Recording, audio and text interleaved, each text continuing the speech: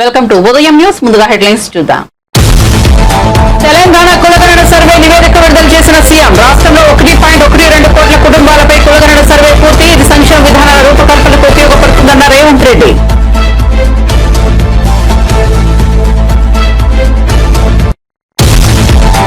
సభ వాయిదా వేయడంపై హరీష్ రావు ఆగ్రహం. 2 నిమిషాలకే వాయిదా వేయడమేంటని నిలదీత. మొన్న ప్రతిపక్షంలో ఉన్న ఈ రోజు పాలకపక్షంలో ఉన్న ప్రిపేర్ కాలేజీని విమర్శ. సభను వాయిదా వేసి నిబంధనలు తుంగలో తొక్కారన్న తలసాని శ్రీనివాస్ యాదవ్. వైసీపీ కీలక నేతలతో తాడేపల్లిలోని పార్టీ కార్యాలయంలో భేటీ అయిన జగన్. విజయసాయి అంశం కూడా చర్చకు వచ్చే అవకాశం. నిన్న సాయంత్రం బెంగళూరు నుంచి తాడేపల్లి వచ్చిన జగన్.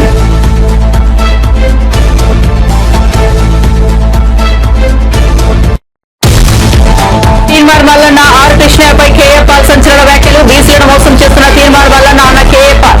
కృష్ణయ్యతో 80 కోట్లు ఖర్చు మీటింగ్ పెట్టి మన బడుగు బలహీన వర్గాలను మోసం చేస్తున్నారని వెల్లడి.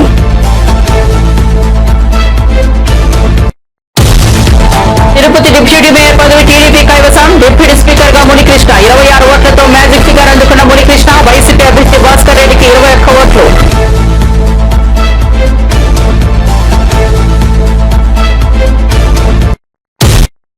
ఇక వార్త వివరాల్లోకి వెళ్తే తెలంగాణలో సమగ్ర కులగణన సర్వే నివేదికను సీఎం రేవంత్ రెడ్డి అసెంబ్లీలో ప్రవేశపెట్టారు. ఫిబ్రవరి 2024లో ప్రారంభమైన ఈ సర్వేలో మొత్తం 1.12 కోట్ల కుటుంబాల డేటాను సేకరించారు. రాష్ట్రంలో ఎస్సీలు 17.43%, బీసీలు 46.25%, ఎస్టీలు 10.45%, ముస్లిం మైనార్టీలు 12.56% ఉన్నట్లు నివేదికలో వెల్లడైంది.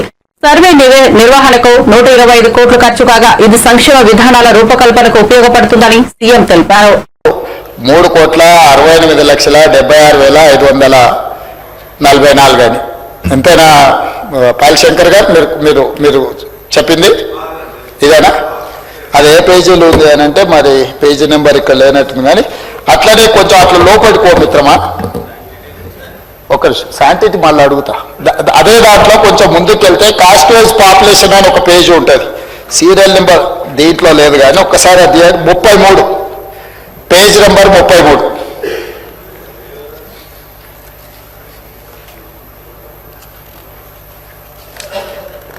తీసినా పేజ్ నెంబర్ 33 ఒక్కసారి చదివద్దు మిత్రమా. ఓసీలు ఎంత పర్సెంటేజ్ ఇచ్చిండు?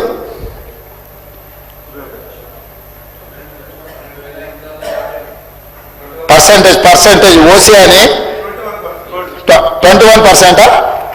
మరి ఇప్పుడు ఏదో ఓసీలది పెరిగింది బీసీలది తగ్గిందనో కదా అధ్యక్ష. ఈ అపోలో సంఘము ఇక్కడ ఒక నెంబర్ చెప్పి 33వ పేజీలో మా మిత్రుడు బాబు శంకర్ మంచోడే, కానీ మంచోడు కదా అని అనుకున్న వాళ్ళు ఏం చెప్తే అది వింటే ఏమవుతుంది అధ్యక్ష? 33వ పేజీల కాస్ట్ వైజ్ సెన్సెస్ పాపులేషన్ ఇచ్చిన దాంట్లో బీసీలు వాళ్ళు ఇచ్చిన లెక్క 18,85,61,856. ఇది దీని ప్రకారం 51% బీసీలు అధ్యక్ష. దీని ప్రకారం ఓసీలు 78,12,858 అంటే 21% ఓసీలు అధ్యక్ష. అదేవిధంగా ఎస్సీలు 63,60,158 అధ్యక్ష, 18%. ఎస్టీలు 36,02,888 10% అధ్యక్ష. నేను ఇప్పుడు మిత్రుడు బీసీ నాయకుడు నేను అడుగుతున్నా అధ్యక్ష, నా లెక్కల ప్రకారము మా ప్రభుత్వం చేసి ఉత్తమ్ కుమార్ రెడ్డి గారు చేసిన లెక్కల ప్రకారము బీసీ జనాభా 56.33% అధ్యక్ష.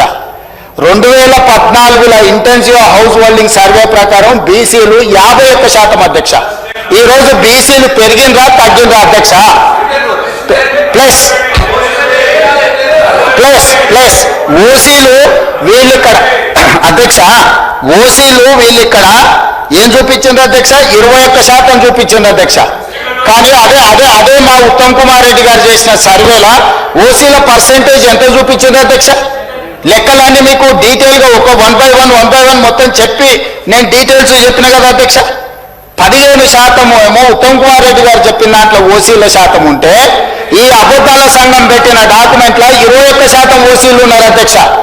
ఈ రోజు మా మిత్రుడు 51% బీసీలు వాళ్ళు చూపిస్తే 56.33% ఈ ప్రభుత్వం బీసీల లెక్కలు చూపిస్తే బీసీలు పెరిగింది వాస్తవ పరిస్థితులను తీసుకొచ్చి కాంగ్రెస్ పార్టీ ప్రతిపక్షంలో ఉన్నప్పుడు సిద్ధంగా లేదని ఇప్పుడు అధికారంలోకి వచ్చినా ఇంకా సిద్ధం కాలేకపోతుందని BRS senior MLA Harish Rao విమర్శించారు. అసెంబ్లీ ప్రత్యేక సమావేశం ప్రారంభమైన కొద్దిసేపటికే వాయిదా పడింది. మంత్రి మండలి సమావేశం కొనసాగుతుండటంతో సభను వాయిదా వేయాలని మంత్రి శ్రీధర్ బాబు సభాపతిని కోరారు. మినిట్స్ తయారీకి సమయం పడుతుందని ఆయన తెలిపారు. దీంతో స్పీకర్ ప్రసాద్ కుమార్ సభను మధ్యాహ్నం 2 గంటలకు వాయిదా వేశారు. సభను వాయిదా వేయడంపై హరీష్ రావు ఎక్స్ వేదికగా స్పందించారు. అసెంబ్లీ ప్రారంభమైన 2 నిమిషాలకే వాయిదా వేయడమేంటని, కేబినెట్ సమావేశం ఇంకా కొనసాగుతోందని, సబ్జెక్ట్ నోట్స్ సిద్ధం చేయలేదని సభను వాయిదా వేయాలని మంత్రి శ్రీధర్ బాబు కోరడం హాస్యాస్పదమని పేర్కొన్నారు. తాడేపల్లిలోని వైసీపీ కార్యాలయంలో పార్టీ కీలక నేతలతో ఆ పార్టీ అధినేత జగన్ సమావేశమయ్యారు. ఈ సమావేశంలో బొత్స సత్యనారాయణ, సజ్జల రామకృష్ణారెడ్డి, కురసాల ఖన్నబాబు, కారుమూరి నాగేశ్వరరావు, తోటా త్రిమూర్తులు సహా పలువురు కీలక నేతలు హాజరయ్యారు. ఈ సమావేశంలో పలు చోట్ల deputy mayor, municipal chairman, vice chairman ఎన్నికలు జరుగుతున్న తీరును వీరు చర్చించుతున్నట్లు సమాచారం. కార్యకర్తలతో జగనన్న కార్యక్రమంపై కూడా చర్చించే అవకాశం ఉంది. త్వరలో జరగనున్న అసెంబ్లీ బడ్జెట్ సమావేశాలకు హాజరయ్యే అంశంపై కూడా చర్చించినట్లు తెలుస్తోంది. పార్టీకి రాజ్యసభ సభ్యత్వానికి రాజీనామా చేసిన విజయసాయిరెడ్డి గురించి కూడా చర్చించే అవకాశం ఉంది. ఇటీవలే జగన్ లండన్ పర్యటన ముగించుకుని బెంగళూరు చేరుకున్నారు. సాయంత్రం బెంగళూరు నుంచి ఏపీకి వచ్చారు. గన్నవరం ఎయిర్పోర్ట్ లో ఆయనకు పార్టీ నేతలు స్వాగతం పలికారు. బీఆర్ఎస్ పార్టీ అధినేత, తెలంగాణ రాష్ట్ర మాజీ ముఖ్యమంత్రి కల్వకుంట్ల చంద్రశేఖరరావు మంగళవారం తన సోదరి చీటి సక్కరమ్మ ద్వాదశ దినకర్మ కార్యక్రమానికి హాజరయ్యారు. కొబ్బలిలో జరిగిన ఈ కార్యక్రమంలో ఆయన కుటుంబ సమేతంగా పాల్గొన్నారు. ఈ సందర్భంగా కేసీఆర్ తన సోదరి సకలమ్మ చిత్రపటానికి పుష్పాంజలి ఘటించారు. కేసీఆర్ తో పాటు బీఆర్ఎస్ వర్కింగ్ ప్రెసిడెంట్ కేటీఆర్, పలువురు మాజీ మంత్రులు, ఎమ్మెల్యేలు, ఎమ్మెల్సీలు, ఇతర నాయకులు కూడా కార్యక్రమానికి హాజరై సకలమ్మకు నివాళులు అర్పించారు.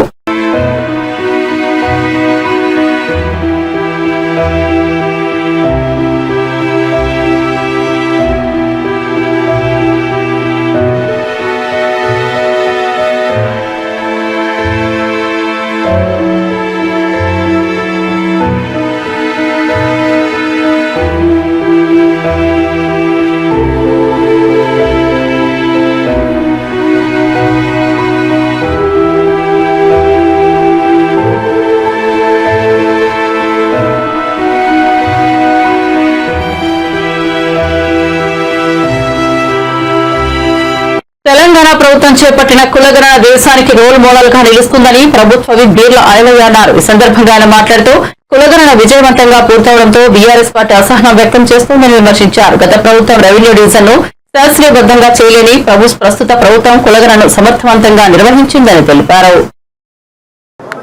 తెలంగాణ ప్రభుత్వం, తెలంగాణ రాష్ట్రం ఏదైతే కులగణన చేపట్టిందో అది భారతదేశానికే రోల్ మోడల్గా ఇలా తెలంగాణలో గౌరవ ముఖ్యమంత్రి రేవంత్ రెడ్డి గారు 50 రోజుల్లో సుమారు 110 మంది అధికారులతోటి ఇలా కులగణన చేపట్టి విజయవంతం చేసుకొని దాని మీద కూడా ప్రతిపక్షాలు, విపక్షాలందరూ కూడా ఈ బీసీ కులగణన మీద చర్చించాలని చెప్పి ప్రత్యేక అసెంబ్లీ సమావేశం నిర్వహించి ఈరోజు చర్చల్లో పాల్గొనుంటే చర్చల్లో పాల్గొనే దమ్ము ధైర్యం లేక ఏదో కుంటి సాగుతోటి అసెంబ్లీ వాయిదా వేసిరని చెప్పి ఇలా సన్నాయి నొక్కులు నొక్కుతున్నటువంటి హరీష్ రావు గారు, ముఖ్యంగా బీసీలను మోసం చేసినటువంటి బీసీ నాయకుడే చెప్పే గంగ కమలాకర్ మీడియా ముందు నువ్వు బీసీల గురించి మాట్లాడే నైతిక విలువలు మీకు లేవు. గతంలో మీరు సమగ్ర కుల సర్వే చేసి ఎక్కడ ఫామ్ హౌస్లో దాపెట్టిరు తప్ప మీరు అసెంబ్లీలో ఎక్కడ కూడా చర్చ చేయలేదు. ఇవాళ మా భావి ప్రధాని రాహుల్ గాంధీ గారు 2018 ఎలక్షన్లలో మొన్న జరిగినటువంటి ఎలక్షన్ మేనిఫెస్టోలో తప్పకుండా భారతదేశంలో కులగణన చేయాలని చెప్పి రాహుల్ గాంధీ గారు ఇవాళ కేంద్రంలో అధికారం ఉంటే ప్రతి రాష్ట్రంలో కులగణన జరిగేది. ఇవాళ తెలంగాణలో ప్రజాపాలన వచ్చిన తర్వాత గౌరవ ముఖ్యమంత్రి రేవంత్ రెడ్డి గారి నాయకత్వాన 50 రోజుల్లో కులగణన పూర్తి చేసుకొని ఇవాళ సుమారు 56% బీసీ ఉన్నారు. ఇవాళ ఈ కులగణన చేయడం వల్ల బీసీలకు పెద్దపీట వేసినట్టుగా ఇవాళ బీసీలకు మేమెంతో మాకంత వాటా దక్కే విధంగా ఇవాళ ఈ ప్రభుత్వం ప్రయత్నం చేస్తుంటే ఎక్కడ ముఖం చాటేసి కులగణన చేయలేని దమ్ము ధైర్యం లేక మీరున్నటువంటి 10 ఏళ్లలో ఇవాళ బీసీ కులాల కాదు, ఎస్టీ, ఎస్సీ, వర్గాల కులాలు కూడా రాజకీయంగా, విద్యా, ఉపాధి పరంగా మీరు అనగదొక్కితే ఇవాళ మా ప్రభుత్వం వచ్చి కులగణన చేస్తే దాన్ని జీర్ణించుకోలేక ఇవాళ సన్నాయి నొక్కులు నొక్కుతున్నారు. తిరుపతి నిన్న రాత్రి నుంచి వైసీపీ ఎమ్మెల్సీ డాక్టర్ సిపాయి సుబ్రహ్మణ్యం కనిపించడం లేదని, ఆయనను కిడ్నాప్ చేశారని వైసీపీ నేతలు ఆరోపించారు. ఫోన్లో కూడా ఆయన అందుబాటులో లేరని పోలీసులకు ఫిర్యాదు చేశారు. ఈ నేపథ్యంలో ఆదివాసీ సుబ్రహ్మణ్యం స్పందించారు. తనను ఎవరూ కిడ్నాప్ చేయలేదని చెప్పారు. అనారోగ్యం కారణంగా తాను ఆసుపత్రిలో చేరారని, తనను కిడ్నాప్ చేశారంటూ వదంతులను సృష్టించవద్దని కోరారు. కొంచెం అనారోగ్య కారణం వల్ల నేను హాస్పిటల్ అడ్మిట్ అవ్వడం జరిగింది. నేను బాగానే ఉన్నాను. ఇందులో ఎవరు కంగారు పడాల్సిన పని లేదు. మీడియా మిత్రులు కానీ అధికారులు కానీ నేను కంగారు పడాల్సిన పని లేదు. నేను డాక్టర్ డిశ్చార్జ్ చెప్పగా నేను తిరుపతికి రావడం జరుగుతుంది. ఇందులో కిడ్నాప్లు అలాంటి ఏమి ఇందులో లేదు. ఎవరు కంగారు పడాల్సిన పని లేదు. ఇందులో ఎలాంటి పుకార్లు కానీ ఎవరు నమ్మాల్సిన పని లేదు. నేను బాగానే ఉన్నాను. డిశ్చార్జ్ చెప్పగానే డాక్టర్లు నేను తిరుపతి రావడం జరుగుతుంది. ఎలాంటి పుకార్లు నమ్మొద్దండి. నాకు ఎలాంటి భయపడాల్సిన అవసరం ఏం లేదు. స్టార్ పవన్ కళ్యాణ్ షర్మిల లాగా కొత్తగా తీర్మార్ మల్లన్న అని చిన్నోడు వచ్చాడని ప్రజాశాంతి పార్టీ అధ్యక్షుడు కేఏ పాల్ సంచలన వ్యాఖ్యలు చేశారు. తాజాగా ఆయన మీడియాతో మాట్లాడారు. నేను బీసీని అనే ఆర్కెస్ట్రాతో మన బడుగు బలహీన వర్గాలను మోసం చేస్తున్నాడు. బీసీలను నేను ఉన్నాను. నేను చిరంజీవిలాగా కాంగ్రెస్ పార్టీకి, పవన్ కళ్యాణ్ లాగా బీజేపీకి అమ్ముడుకోనని కేఏ పాల్ పేర్కొన్నారు. తెలంగాణ, ఆంధ్రప్రదేశ్ రాష్ట్రాల్లో ప్యాకేజీ స్టార్ల మాదిరిగా చిన్నోడు తీర్మార్ మల్లన్న బీసీ నేత ఆర్ కృష్ణయ్యతో 80 కోట్లు ఖర్చు చేసి నిన్న మీటింగ్ పెట్టి మన బడుగు బలహీన వర్గాలను మోసం చేస్తున్నారని పేర్కొన్నారు. ఆర్ కృష్ణయ్య మేం బిచ్చగాళ్లమా అని అడిగారు. చంద్రబాబుతో బిచ్చం అడిగి జగన్ తో బిచ్చం అడిగాడు. కేసీఆర్ ని బిచ్చం అడిగారు. ఇప్పుడు బీజేపీని బిచ్చం అడిగి బీసీని తాకట్టు పెట్టాడు. ఆర్ కృష్ణయ్య శిష్యుడే తీర్మార్ మల్లన్న అని సంచలన వ్యాఖ్యలు చేశారు కేఏ పాల్.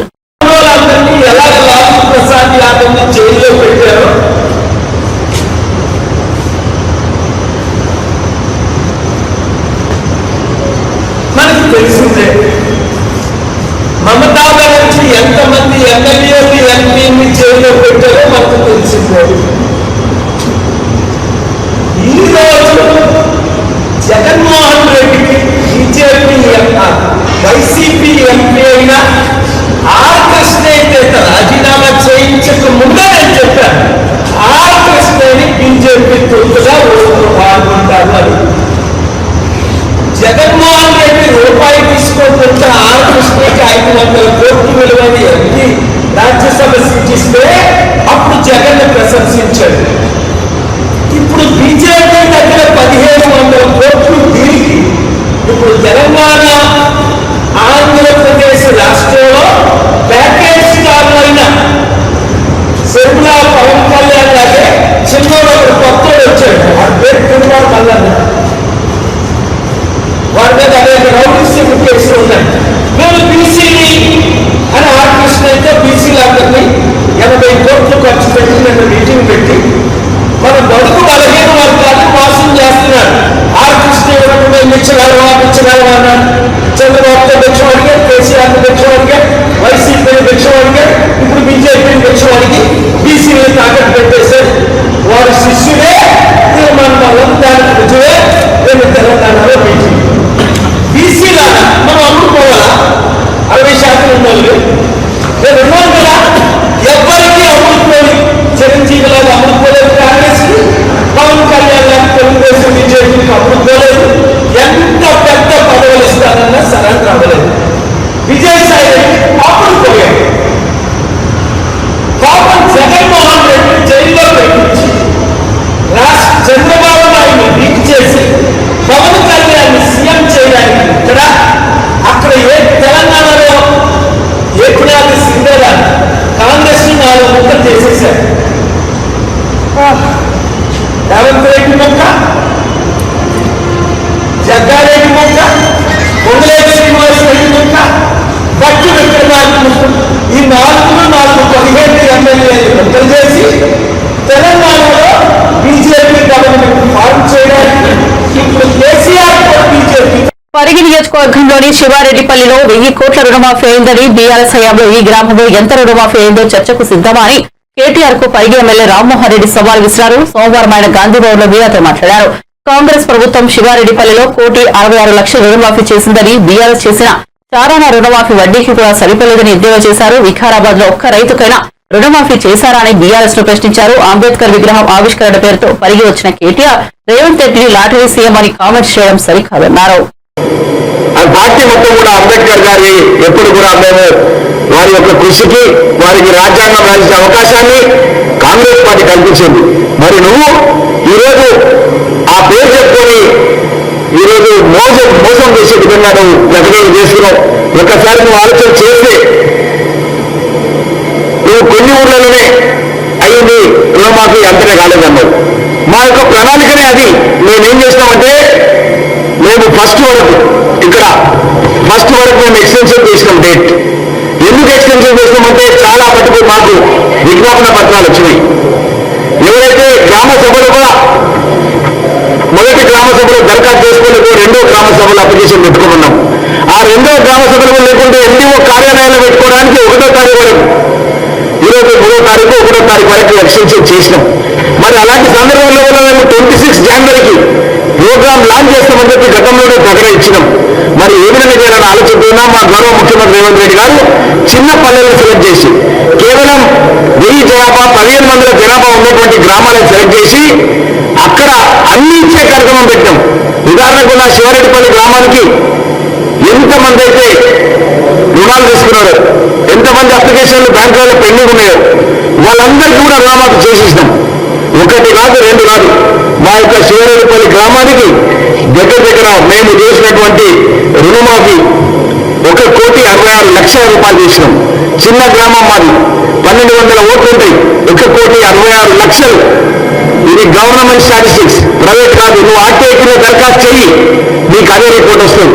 మరి మీ గవర్నమెంట్ లో కూడా మీరు 18లో అధికారంలో రాగానే రుణమాఫీ చేస్తామని చెప్పి ఒక 2 ఏళ్ల తర్వాత స్టార్ట్ చేసి చారానా వేస్తూ అసలు చారానా ఎగ్గొట్టింది. మీరు అసలు రుణమాఫీ కాదు, మీరు వడ్డీ మాఫీ పథకం. మా గ్రామానికి వచ్చింది 25 లక్షల రూపాయలు వచ్చి ఉంటాయి. బీఆర్ఎస్ గవర్నమెంట్ లోపల 25 లక్షల రూపాయలు రుణమాఫీ లోపల మా గ్రామానికి వచ్చినాయి. మా సర్పంచ్ను మా ఎంపీటీసీని కూర్చోబెట్టుకొని నిన్న, మా శివరెడ్డిపల్లి గ్రామ ఎంపీటీసీ కూర్చోబెట్టుకొని నిన్న ప్రెస్ మీట్ పెట్టా పరిగిలా. మరి నువ్వు ఏ విధంగా అసత్యాలు చెప్తున్నావు అనేది ప్రజలకు తెలియాలనే ఉద్దేశంతో మళ్ళీ ఒకసారి ఇక్కడ చెప్పడం జరుగుతుంది. అదేవిధంగా మీరు చేసినటువంటి రుణమాఫీ మా మండలానికి, దోమ మండలానికి చెప్తున్నా, 47 కోట్ల రూపాయలు మీరు రుణమాఫీ చేస్తే మేము 1 సంవత్సరంలోనే 67 కోట్ల రూపాయలు రుణమాఫీ చేసినాం. మీరు ఇది వాయిదాల పద్ధతిలో కూడా 3 ఏళ్ళలో వేసారు. 3 ఏళ్లలో మీరు 47 కోట్లు ఇస్తే మేము 1 సంవత్సరంలోనే 67 కోట్ల రూపాయలు రుణమాఫీ చేసినాం. నేను ఏది చెప్పినా సాక్షాత్కారంతో చెప్తున్నా. కేటీఆర్ చెప్పినావు, నువ్వు అబద్ధాలు చెప్తే కులగణనపై విమర్శలను బీసీలపై దాడిగానే చూస్తామని తెలంగాణ మంత్రి పొన్నం ప్రభాకర్ అన్నారు. దీనిపై విమర్శలు చేసేవారు పునరాలోచించుకోవాలని హితవు పలికారు. గాంధీ భవన్ లో నిర్వహించిన మీడియా సమావేశంలో పొన్నం మాట్లాడారు. బీసీల మేలు కోసం చేసే ప్రయత్నాలను అడ్డుకోవద్దు, నిర్ణీత గడువులోపు కులగణన చేసిన యంత్రాంగాన్ని అభినందిస్తున్నామన్నారు. ఈ విషయంలో స్ఫూర్తినిచ్చిన కాంగ్రెస్ అగ్రనేత రాహుల్ గాంధీకి ధన్యవాదాలు చెబుతున్నామన్నారు. కులగణన వివరాలను పబ్లిక్ డొమైన్ లో పెడతాం, దీనిపై సలహాలు సూచనలు స్వీకరించేందుకు సిద్ధంగా ఉన్నామన్నారు. కులగణనకు మాజీ సీఎం కేసీఆర్ కుటుంబం నుంచి ఎమ్మెల్సీ కవిత ఒక్కరే సమాచారం ఇచ్చారని పొన్నం ప్రభాకర్ తెలిపారు. సమాచార సేకరణ నియమించబడ్డ మండల స్థాయి అధికారికి ఇవ్వండి. వాటన్నిటిని ఇన్కార్పొరేట్ చేస్తూ చెప్పినాం. అదే చేయకుండా సహాయ నిరాకరణలాగా కనబడకుండా చేసి ఇలా ఒక ప్రక్రియ మీద ఎవరైనా చేస్తే నేరుగా పరిణామాల మీద దాడి మాత్రమే మనం చేస్తూ ఉన్నాం. ఈరోజు మా ప్రభుత్వం తీసుకుంటున్నటువంటి నిర్ణయాన్ని కాంగ్రెస్ పార్టీగా స్వాగతిస్తూ ఉన్నాం, సమర్థిస్తూ ఉన్నాం. నేను మిగతా రాజకీయ పార్టీ స్టాండ్ కూడా కోరుతా ఉన్నా. తెలంగాణ ప్రభుత్వం పక్షాన జరిగినటువంటి కుల సర్వే ప్రజాస్వామికంగా ఆ వర్గాలకు ఎవరైతే వారికంత న్యాయం జరిగే విధంగా మీ రాజకీయ పార్టీ అభిప్రాయాన్ని చెప్పాలని కోరుతాను. రేపు సభలో కూడా మీరు ఈ సందర్భంగా నిజంగా మాటలకి పరిమితం కాదు, బలైన వర్గాల అభ్యున్నతి నిజంగా కావాలని వాస్తవికంగా కోరుకుంటే మీరు మీ యొక్క అభిప్రాయాన్ని బేషరతుగా చెప్పమని కోరుతా ఉన్నాం. ఒక బలైన వర్గాల నాయకుడిగా మాటలకి పరిమితమై ఎదుటివారిని విమర్శించడానికి ఉపయోగించుకొని అధికారంలో న్యాయం చేయక, రాజకీయ పార్టీగా ఇప్పుడు కూడా మీ రాజ్యంలో ఉన్నటువంటి వాటికి న్యాయం చేయక మాట్లాడితే ఎవరు చూస్తూ ఊరుకోవడానికి లేదు. బీసీలకు ఇన్ని సంవత్సరాల తర్వాత ఒక మార్గదర్శకత్వం వస్తా ఉంది. కాంగ్రెస్ పార్టీ నాయకత్వంలో న్యాయం జరగడానికి దాన్ని ఎవరు అడ్డుకున్నా ఎవరు ఊరుకోవద్దని మాట సందర్భంగా కోరుతా ఉన్నాం. ఈరోజు అందరూ తెలంగాణ తెలంగాణ బలిన వర్గాల మేధావులు, ఉద్యమకారులు, విద్యార్థి నాయకులు అనేక సందర్భాల్లో ఈ యొక్క అంశం మీద ఉద్యమాలు చేసినారు. ఈ అంశాన్ని ప్రశ్నించినారు. ఈ అంశం కోసం దీర్ఘకాలికంగా పోరాటం చేస్తున్నారు. ఇలా వారందరూ కూడా అభినందన తెలియజేస్తా ఉన్నా. ఈ యొక్క ఉద్దేశాన్ని, ఈ కాసును, ఈ ఆకాంక్షలు బతికించి ఇవాళ ఈ ప్రభుత్వాలు ఈ కార్యక్రమం చేపట్టే దిశగా చేపట్టిన మీ పోరాటానికి నేను హృదయపూర్వకంగా అభినందనలు, ధన్యవాదాలు తెలియజేస్తా ఉన్నా. ఇదే కంటిన్యూషన్ గా భవిష్యత్తులో పూర్తిగా మన చివరి అభ్యర్థి దాకా, చివరి వ్యక్తి దాకా ప్రభుత్వ ఫలితాలు అందేదాకా కూడా మన కార్యాచరణ కొనసాగాలని కోరుతా ఉన్నా. లేదో ఆ రాజకీయ పార్టీ ఈ రాజకీయ పార్టీ కాదు, వాస్తవంగా చిత్తశుద్ధిగా కాంగ్రెస్ పార్టీ బలిన వర్గానికి ఏదైతే న్యాయం చేయాలనే సంకల్పంతో ఉందో ఆ సంకల్పం క్షేత్రస్థాయికి పోవడానికి ఏదైనా అడ్డంపడే శక్తులుంటే వారిని ఎదుర్కొని వారికి ధీటుగా మీరంతా కూడా కార్యనిర్వాహక క్షేత్రంలో ఈ కార్యక్రమం క్షేత్రస్థాయి యొక్క పోరాటానికి సహకరించాలని కోరుతా ఉన్నాం. తప్పకుండా 84 మంది వరకు ధన్యవాదాలు తెలియజేస్తా ఉన్నాం. అసలు ఈ పూర్తి ప్రజాపరమైన నల్గొండ బీజేపీలో వర్గపోరు తారస్థాయికి చేరింది. డాక్టర్ నాగం వర్షిత్ రెడ్డిని రెండోసారి జిల్లా అధ్యక్షుడిగా నియమించడంపై సీనియర్ నాయకులు బండారు ప్రసాద్, పోతేపాక సాంబయ్య తదితరులు తీవ్ర అసంతృప్తి వ్యక్తం చేస్తున్నారు. వర్షిత్ రెడ్డి పార్టీని మేనేజ్ చేసి పదవి పొందారని, ఆయనను మార్చకపోతే పార్టీ కార్యాలయానికి కూడా రాకూడదని హెచ్చరించారు. ఈ వివాదం నేపథ్యంలో పార్టీ సీనియర్ నాయకులు జిల్లా అధ్యక్షుడిని మార్చాలని డిమాండ్ చేస్తున్నారు. అయితే పార్టీ నాయకత్వం ఈ అంశంపై ఇంకా స్పందించలేదు. ఇదే సమయంలో నాగం వర్షిత్ రెడ్డి తన సోషల్ మీడియా ఖాతాలో పార్టీ కార్యక్రమాల్లో పాల్గొంటున్న ఫోటోలను పంచుకుంటున్నారు. ఈ పరిణామాలు నల్గొండ బీజేపీలో అంతర్గత విభేదాలు పెరుగుతున్నాయని సూచిస్తున్నారు. ప్రతి మండలం పోయి, ప్రతి బూత్లో పోయి సభ్యత్వం అప్పుడు రెండోసారి క్రియాశీల సభ్యత్వం ఉంటేనే ఈసారి మండల అధ్యక్షులుగా మీకు అవకాశం ఉంటుంది, మండల కమిటీల, జిల్లా కమిటీల అవకాశం ఉంటుందని చెప్పడం జరిగింది. కేంద్ర పార్టీ సూచన మేరకే ఆ విధంగా అందడం చెప్పడం జరిగింది. కానీ నల్లగొండ జిల్లా అధ్యక్షుడి నియామకం మీ అందరికీ కూడా తెలుసు. అతను ఎప్పటి నుంచి వచ్చాడో, అతను వచ్చినా కూడా ఎప్పుడు కూడా సాధారణ సభ్యత్వం లేదు. ఈసారి ఆయనకు సాధారణ సభ్యత్వం, ఇంకా క్రియాశీల సభ్యత్వం ఎవరికి కూడా ఈసారి రాలేదు. అందరి అర్హత సాధించి అప్లై చేసుకోవడం జరిగింది. ఇది ఒకటి. 2 సార్లు క్రియాశీల సభ్యత్వం ఉంటేనే ఈ యొక్క బాధ్యత ఇవ్వాలని స్పష్టంగా కేంద్ర పార్టీ చెప్పినా కూడా రాష్ట్ర పార్టీ నాయకులందరినీ మోసం చేసి, మేనేజ్ చేసి ఈ యొక్క పదవి తెచ్చుకోవడాన్ని కార్యకర్తలందరూ కూడా జీవించలేకుంటున్నారు.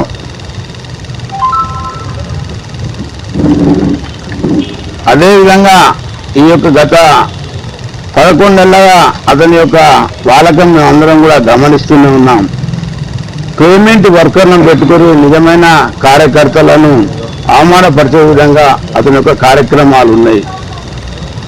గారడి మాటలు, నిత్యం అబద్ధాలు మీ అందరికీ కూడా తెలుసు. ప్రెస్లో కూడా ఏ విధంగా చెప్తాడు, నాయకులకు ఏ విధంగా చెప్తాడు, కార్యకర్తలకు ఏ విధంగా చెప్తాడు. అన్ని హంబక్ మాటలు, చేతలు ఏముండవు. కాబట్టి అలాంటి యొక్క వ్యక్తి కింద నాయకత్వం అప్పచెప్తే పార్టీ చాలా ఇబ్బంది పరిస్థితులు ఉంటాయి. కాబట్టి మేమందరం కూడా బయటకు వచ్చి ఈ విధంగా ప్రశ్నించడం జరుగుతుంది.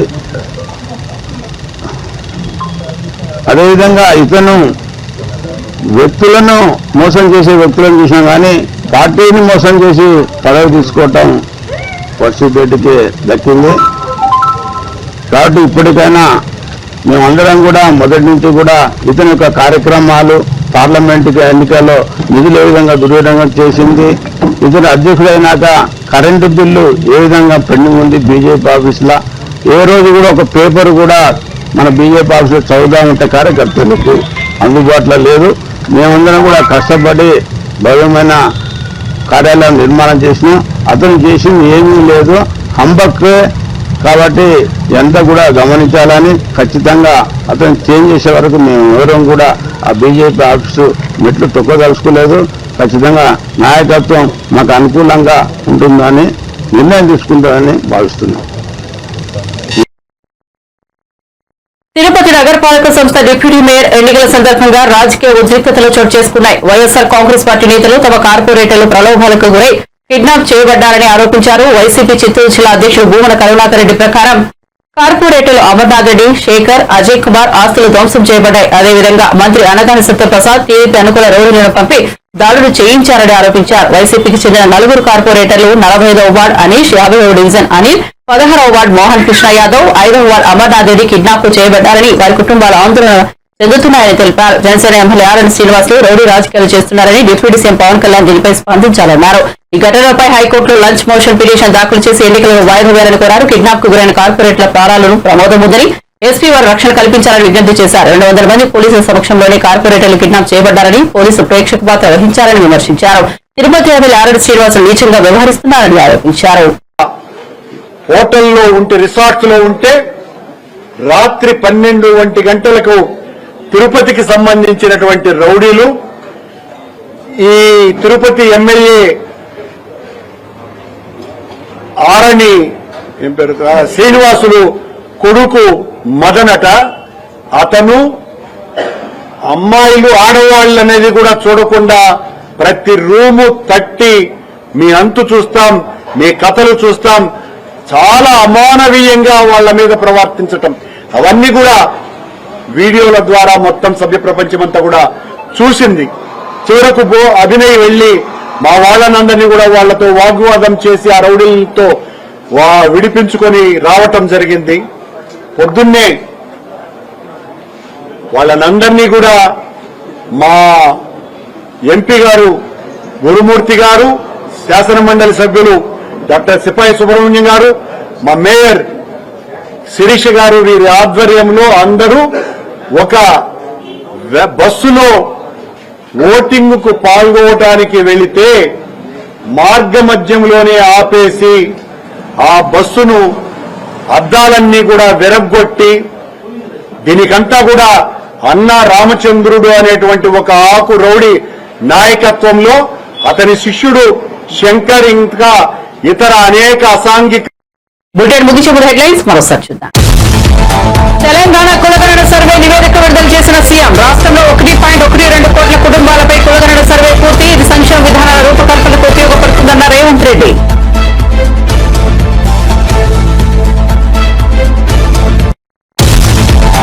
సభ వాయిదా వేయడంపై హరీష్ రావు ఆగ్రహం. 2 నిమిషాలకే వాయిదా వేయడమేంటని నిలదీత. మొన్న ప్రతిపక్షంలో ఉన్న, ఈ రోజు పాలకపక్షంలో ఉన్న, ప్రిపేర్ కాలేజీని విమర్శ.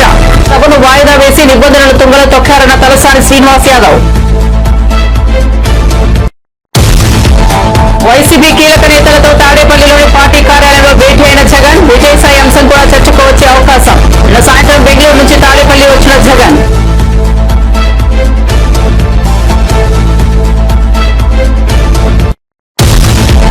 తీన్మార్ మల్లన్న ఆర్ కృష్ణయ్యపై కేఏ పాల్ సంచలన వ్యాఖ్యలు. బీసీలను మోసం చేస్తున్న తీన్మార్ మల్లన్న అన్న KA Paul.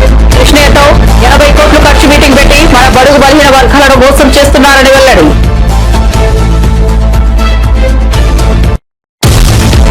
Tirupati deputy mayor పదవి టీడీపీ కైవసం. డిప్యూటీ స్పీకర్ గా మునికృష్ణ. 26 ఓట్లతో మ్యాజిక్ ఫిగర్ అందుకున్న మునికృష్ణ. వైసీపీ అభ్యర్థి భాస్కర్ రెడ్డికి 21 ఓట్లు.